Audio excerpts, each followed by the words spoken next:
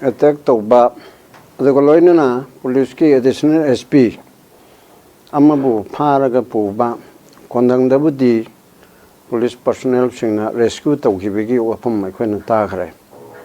anbada police te attack tauba chi chumdaba thodong amani machi punamakna peningai oide police ta adugumba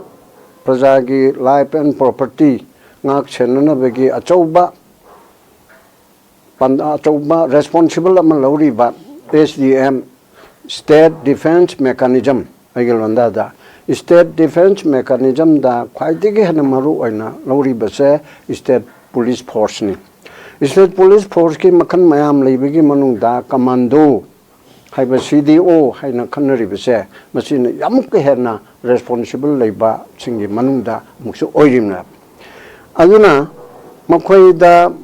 aduma khodong chadaba kaya leibadagi adugumba aduda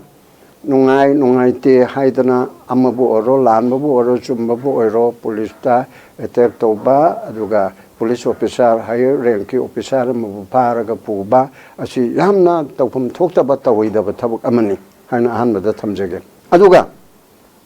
as a result of it maduna maram oidana sarkarna action lawdre haibugumba mali mapi mapa sing action lawbidrabanina aikoi di commando orubigi karikanani aikoi manipur praja kanna baleriba khoise aikoi kholai pairaga thabuk tobu ngamaroi haidana lay down toban samna harabada sarkarna akaiba aranba man tobada praja singi mayok talakpa kanda maira paibina naharul sangsthanna club na aduga civil society singna dharna phamba aduga wakat mi phamba hunger strike toba peaceful rally chapa sini chingba mayam si toraga protest ki mong ama natraga ama da tawriya adu kulai baiba active service ta lebesing na moi na haijaba du tabi raktra kanda moi ki protest se mathak tangmo officer sing na mukna dana no hai dana madigi nong mai paire dana mukpa yaba natabanina lo da yaroi dabanina tawbam che thokta banina moi de ador boide ai thabak chat pangam jararoi ai khoi bo protection pibidrabadi haidana adumba kanose khulai thadokpagi pot asi tawba oigane na khali aina khanbada adoradi madusu moida tawribado masak khangdaba kamu kharana tawi harido adu chumde an hajagreko adugi mathakta amuk adu tawri eduna law and order control tawriba disciplinary force amo oiriba praja singi lanthum nga kadoriba thawai kangadoriba moina akhoi thakta sigum akhoi go pesara mabu ikai ba pirabanina khoi de kholai thado agani haibese masisu lanbra haina khali kariginoida it is their responsible duty to protect the life and property of the people asi tawgadamne aba aduna mohoida khodong chadaba khara khoyona ba khara pire adur bide ai thabuk to toye na haibese masi chumbra aina hairibese mugi against the wanati noidi phana yamna laka jain lake lao amal lake la ku thengna gadabani ne do your duty adu chaptane thengna bada ko ki police officer mabu sumaina tawraga human let tawre adu phare pulle adu bode ko yare bu pai sijinare tobu ya ba adu mu taw haibana te ko aduna adugumba tawgadaba port aduda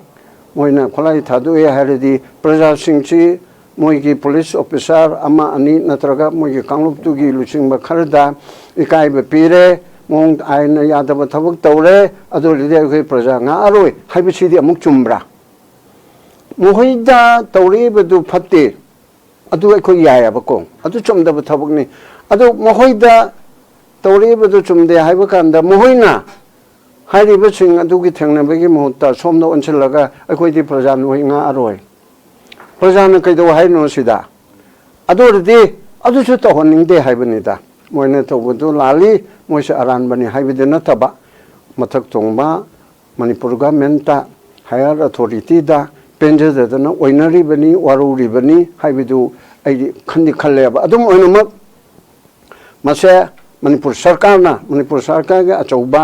ꯑꯗꯨꯒꯨꯝꯕ ꯃꯥꯒꯤ responsible ꯑꯣꯏꯕ ꯄꯣꯠ ꯑꯃꯅꯤ ꯑꯗꯨꯒꯨꯝꯕ ꯃꯥꯒꯤ ꯃꯈꯥꯗ ꯂꯩꯕ police ꯐꯣꯔꯁꯀꯤ ꯀꯃꯥꯟꯗꯣꯁꯤꯡꯅ ꯈꯨꯠꯂꯥꯏ ꯊꯥꯗꯣꯛꯏꯁꯤ ꯀꯔꯤꯒꯤꯅꯣ ꯂꯩꯔꯝꯃꯅꯤꯀꯣ ꯑꯩꯈꯣꯏꯅ ꯈꯪꯗꯕꯅꯅꯤ ꯀꯔꯤꯗꯒꯤ ꯀꯅꯥꯅ ꯀꯔꯤ ꯇꯧꯕꯅꯣ ꯍꯧꯔꯛꯐꯝꯗꯣ ꯑꯩꯈꯣꯏ ꯈꯪꯗꯦ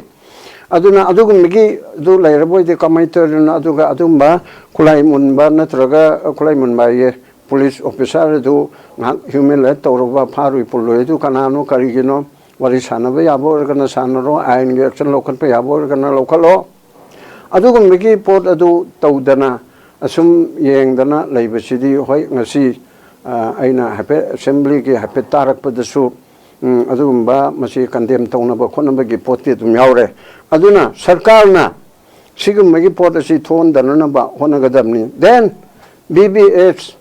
ꯚꯤꯂꯦꯖ ꯚꯣꯂunteers ꯁꯤꯡꯅ ꯈꯨꯠꯂꯥꯏ ꯊꯥꯗꯣꯛꯏ ꯍꯥꯏꯕꯁꯤꯃꯗꯤ ꯑꯩ ꯑꯇꯣꯞꯄ ꯃꯐꯝ ꯑꯃꯗ ꯃꯤꯇꯤꯡ ꯑꯃ ꯆꯠꯂꯨꯕꯗꯤ ꯑꯩ ꯈꯪꯍꯧꯗ꯭ꯔꯦ ꯃꯁꯤꯅ ꯉꯁꯤꯗꯒꯤ ꯑꯣꯏꯔ ꯃꯥꯜꯂꯦ ꯚꯤꯂꯦꯖ ꯚꯣꯂunteersꯁꯤꯡꯒꯤ ꯊꯥꯗꯣꯛꯏꯁꯤꯅ ꯃꯈꯣꯏꯗꯁꯨ ꯃꯈꯣꯏꯕꯨ ꯑꯣꯠꯄꯤꯕ ꯅꯩꯕꯤꯕ ꯑꯗꯨꯒꯨꯝꯕ ꯈꯔ ꯂꯩꯔꯝꯐꯝ ꯊꯣꯛꯏ ꯑꯗꯨ ꯂꯩꯇꯅꯕꯨ ꯁꯨꯝ ꯂꯩꯕꯁꯤꯗ ꯑꯩꯈꯣꯏ ꯄ꯭ꯔꯖꯥ ꯉꯥꯛꯁꯦꯟꯕꯁꯤ ꯇꯧꯔꯔꯣꯏ ꯑꯩꯅ ꯍꯥꯏꯕꯁꯦ ꯃꯗꯨ ꯆꯨꯝꯗꯕ ꯑꯃꯅꯤ ꯍꯥꯏꯔꯤꯕ ꯄꯨꯝꯅꯃꯛꯁꯦ ꯑꯩꯈꯣꯏ ꯈꯟꯅꯔꯒ ꯊꯦꯡꯅꯃꯤꯟꯅꯕ ꯌꯥꯕ ꯉꯥꯛꯇꯅꯦꯕ ꯚꯥꯞ ꯇꯥꯟꯅꯗꯗꯅ ꯃꯤꯁꯑꯟꯗꯔꯁꯇꯦꯟꯗꯤꯡ ꯑꯣꯏꯗꯅ ꯇꯧꯕ ꯄꯣꯠꯅꯤ ꯑꯗꯨꯕꯨ ꯑꯗꯨꯒꯨꯝꯕ ꯃꯌꯥꯝ ꯄꯨꯝꯅꯃꯛ ꯐꯅ ꯌꯥꯝꯅ ꯌꯥꯅꯤꯡꯗꯕ ꯈꯣꯠꯅꯤꯡꯗꯕ ꯂꯩꯔꯒꯁꯨ ꯉꯁꯥꯏ ꯑꯦꯡꯀꯔꯅ ꯌꯥꯏꯐꯕꯅ ꯍꯥꯏꯔꯤꯗꯨꯃꯥꯏꯅ ꯆꯨꯔꯆꯥꯟꯄꯨꯔꯗ ꯅꯣꯡꯃꯩ ꯄꯥꯏꯔꯒ ꯔꯦꯂꯤ ꯆꯠꯄ ꯑꯗꯒꯤ ꯃꯦ 3ꯒꯤ ꯑꯗꯨꯋꯥꯏꯗ ꯑꯣꯏꯔꯝꯒꯅꯤ ꯁꯕꯖꯦꯛ ꯇꯨ ꯀꯔꯦꯛꯁꯟ ꯀꯩꯅꯣꯁꯦ ꯃꯅꯤꯄꯨꯔꯤ ꯀꯃꯥꯟꯗꯣ ꯃꯌꯥꯝ ꯈꯨꯠ ꯊꯥꯗꯣꯛꯇꯅ ꯆꯠꯍꯟꯈꯤꯕ ꯑꯗꯨꯗ ꯇꯧꯔꯣꯏꯗ꯭ꯔꯣ ꯑꯗꯨꯗ ꯇꯧꯐꯝ ꯊꯣꯛꯇ꯭ꯔꯣ ꯑꯗꯨꯗ ꯁ꯭ꯇꯦꯠ ꯒꯣꯔꯃꯦꯟꯅ ꯅꯣꯏ ꯆꯪꯉꯨꯔꯅꯨ ꯀꯥꯏꯅ ꯍꯥꯏꯕ ꯑꯗꯒꯤ ꯀꯨꯀꯤ ꯃꯌꯥꯝ ꯀꯩꯅꯣꯗꯨꯅ ꯄ꯭ꯔꯖꯥ ꯃꯌꯥꯝꯗꯨꯅ ꯌꯦꯡꯗꯅ ꯈꯨꯃꯥꯛ ꯈꯨꯗꯅ ꯅꯍꯥ ꯄꯥꯈꯪ ꯂꯩꯁꯥꯕꯤ ꯃꯌꯥꯝꯅ ꯃꯅꯤꯄꯨꯔ ꯀꯃꯥꯟꯗꯣ ꯃꯌꯥꯝꯁꯦ ꯆꯠꯈ꯭ꯔꯦ ꯀꯥꯏꯅ ꯇꯧꯕ ꯑꯗꯨꯅ ꯈ꯭ꯋꯥꯏꯗꯒꯤ ꯍꯦꯟꯅ ꯆꯥꯎꯕ ꯄꯣꯠꯁꯛ ꯑꯃꯅꯦꯕ ꯑꯗꯨꯒꯨꯝꯕꯗꯅ ꯇꯧꯗꯦ ꯑꯗꯨꯗꯒꯤ ꯀꯩꯅꯣꯗ ꯍꯧꯖꯤꯛꯀꯤ SDPO ꯑꯥꯅꯟ ꯍꯥꯠꯈꯤꯕ ꯑꯗꯨꯒꯤ ꯃꯇꯥꯡꯗ ꯑꯩꯈꯣꯏ ꯆꯞ ꯆꯥꯕ ꯍꯣꯏ ꯑꯗꯨꯗ ꯀ꯭ꯔꯤꯁꯅ ꯇꯣꯝꯕꯤꯅ ꯃꯣꯏꯒꯤ ꯀꯃꯥꯟꯗꯣ ꯂꯤꯗꯔ ꯑꯦꯗꯤꯁꯅꯦꯜ SP ꯔꯥ ꯑꯗꯨꯅ ꯂꯥꯎꯗꯅ ꯈꯣꯡꯗꯅ ꯇꯧꯔꯛꯄꯗ ꯑꯩꯈꯣই ꯌꯥꯝ ꯁꯦꯇꯤꯁꯐꯥꯏꯗ ꯑꯣꯏꯌꯦꯕ ꯁꯤꯗ ꯀꯅꯥꯒꯨꯝꯕ ꯑꯃꯇꯅ ꯀꯩꯅꯣ ꯇꯧꯕꯤꯒꯅꯨ ꯑꯩꯈꯣꯏ ꯀꯨꯝꯍꯩ ꯌꯦꯡꯉꯨ ꯑꯩꯈꯣꯏ ꯇꯧꯒꯦ ꯆꯞ ꯆꯥꯅ ꯊꯦꯡꯅꯅꯤ ꯀ ꯍꯥꯏꯕꯗꯨ ꯄꯦꯜꯂꯤꯗꯅ ꯑꯗꯨꯒꯨꯝꯕꯒꯤ ꯃꯑꯣꯡ ꯑꯗꯨꯗ ꯇꯧꯒꯗꯕꯅꯦꯕ ꯑꯗꯨꯅ ꯑꯩꯈꯣꯏ ꯍꯧꯖꯤꯛꯀꯤ ꯁꯤꯗ ꯌꯥꯝꯅ ꯀꯨꯞꯅ ꯈꯜꯂꯒ ꯅꯣꯡꯃꯩ ꯀꯩꯅꯣꯒꯤ SDPO ꯍꯧꯖꯤꯛꯀꯤ SP ꯑꯦꯗꯤꯁꯅꯦꯜ SP ꯑꯗꯨ ꯑꯃꯤꯠ ꯍꯥꯏꯕ꯭ꯔꯥ ꯑꯁꯤ ꯐꯥꯔꯨꯔꯤꯕ ꯀꯥꯡꯕꯨꯗꯣ ꯑꯗꯨꯅꯁꯨ ꯃꯁꯤꯒꯨꯝꯕ ꯊꯕꯛꯁꯤ ꯍꯧꯖꯤꯛꯀꯤ ꯂꯥꯜꯂꯛ ꯑꯁꯤꯗꯅꯦ ꯑꯩꯈꯣꯏꯅ ꯍꯥꯏꯔꯤꯕꯅ ꯑꯩꯈꯣꯏꯒꯤ ꯍꯧꯖꯤꯛ ꯀꯨꯀꯤ ꯂꯝꯍꯦꯟ ꯇꯨꯍꯦꯟꯕ ꯈꯔꯅ ꯇꯧꯔꯒ ꯃꯅꯤꯄꯨꯔ ꯊꯨꯒꯥꯏꯕ ꯄꯥꯝꯕ ꯈꯔꯅ ꯇꯧꯔꯒ ꯃꯤꯇꯩꯗ ꯑꯦꯇꯦꯛ ꯇꯧꯔꯒ ꯇꯥꯟꯕꯅ ꯑꯃ ꯑꯗꯨ ꯑꯦꯇꯦꯛ ꯇꯧꯐꯝꯅ ꯑꯃ ꯁꯤꯗ ꯇꯧꯔꯒ ꯆꯠꯊꯔꯛꯏꯕꯁꯤꯗ ꯑꯩꯈꯣꯏ ꯃꯤ 1,219 ꯑꯦꯁꯦꯝꯕ꯭ꯂꯤꯗ ꯒꯕꯔꯅꯔꯅ ꯍꯥꯏꯈꯤꯕꯒꯤ ꯃꯇꯨꯡ ꯏꯟꯅ ꯑꯗꯨꯕꯨ ꯑꯟꯑꯣꯐꯤꯁꯤꯌꯦꯜ ꯑꯣꯏꯅꯗꯤ 300 ꯁꯨꯔꯦ ꯍꯥꯏꯅ ꯇꯥꯏ ꯑꯗꯨꯗꯒꯤ ꯃꯤ 1,000,000 ꯀꯩꯅꯣꯁꯦ ꯃꯌꯨꯝ ꯃꯀꯩ ꯂꯩꯇꯔꯕ ꯑꯗꯒꯤ ꯌꯨꯝ 5,000-6,000 ꯕꯣꯠ ꯃꯩꯇꯩ ꯑꯅ ꯀꯨꯀꯤ ꯑꯁꯤꯒꯤ ꯂꯩꯇꯔꯕ ꯁꯤꯒꯤ ꯇꯥꯟꯖꯥꯁꯤꯗ ꯀꯔꯝꯍꯥꯏꯅ ꯇꯧꯗꯣꯔꯤꯁꯤꯕꯣ ꯀꯔꯝꯍꯥꯏꯅ ꯅꯣꯔꯃꯦꯜꯁꯤ ꯂꯥꯛꯀꯗꯒꯦ ꯍꯥꯏꯅ ꯈꯟꯅꯔꯤꯉꯩ ꯇꯥꯟꯖꯥꯁꯤꯗ ꯑꯩꯈꯣꯏ ꯃꯁꯦꯟꯒꯤ ꯃꯔꯛꯇ ꯁꯤꯒꯨꯝꯕ ꯌꯥꯝꯅ ꯚꯥꯞ ꯇꯥꯟꯅꯗꯕ ꯄꯣꯠ ꯑꯃ ꯁꯦꯀꯨꯔꯤꯇꯤ ꯐꯣꯔꯁꯀꯤ ꯃꯅꯨꯡꯗ ꯑꯣꯏꯔꯣ ꯁꯦꯀꯨꯔꯤꯇꯤ ꯐꯣꯔꯁꯀꯤ ꯃꯄꯥꯟꯗ ꯑꯣꯏꯔꯣ ꯅꯠꯇ꯭ꯔꯒ ꯁꯦꯀꯨꯔꯤꯇꯤ ꯐꯣꯔꯁꯀ ꯑꯩꯈꯣꯏꯒꯤ ꯈꯨꯟ ꯉꯥꯛꯄꯒꯕꯨ ꯑꯣꯏꯔꯣ ꯁꯤꯒꯤ ꯃꯔꯛꯇ ꯇꯧꯅꯔꯤꯕ ꯄꯣꯠꯁꯦ ꯃꯁꯤꯗꯤ ꯆꯐꯨ ꯀꯥꯏꯔꯒ ꯀ꯭ꯋꯥꯛꯅ ꯍꯔꯥꯎꯕ ꯍꯥꯏꯕꯗꯨ ꯊꯣꯛꯀꯅꯦꯕ ꯑꯗꯨꯅ ꯁꯤꯒꯨꯝꯕ ꯊꯕꯛꯁꯦ being a senior citizen ama oina aina khudingmakta appeal tawningbadi